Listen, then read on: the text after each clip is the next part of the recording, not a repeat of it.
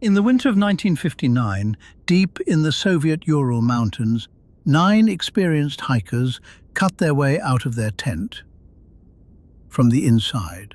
Half-dressed, some barefoot, they ran into the dark, into a blizzard, 30 degrees below freezing.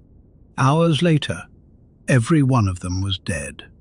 And for more than 60 years, no one could fully explain why.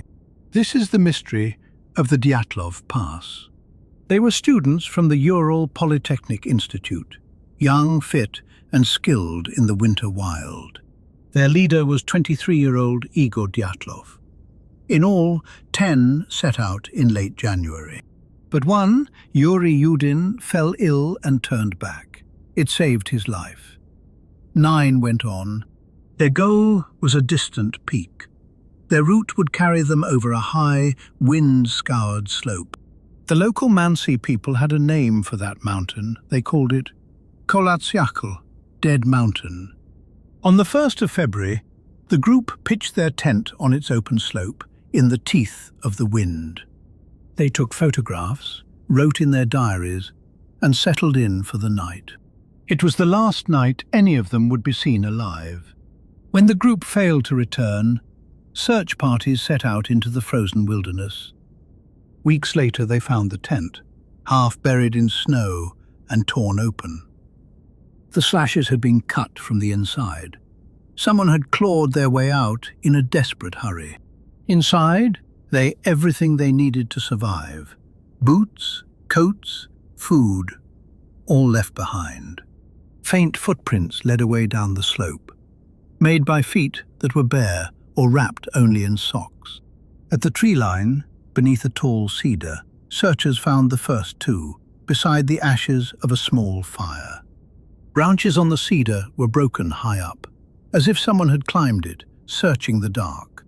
3 more were found between the tree and the tent, frozen, as though trying to return. They had died of the cold. The case seemed tragic, but simple, until the snow melted. In May, the last 4 were found in a ravine, buried deep beneath the snow. And their bodies told a different story. 1 had a shattered skull, 2 had crushed chests, ribs broken by an enormous force. Yet their skin was barely marked. Whatever broke them had struck from outside the body.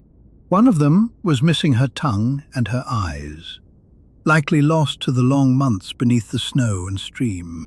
Stranger still, traces of radiation clung to some of their clothing.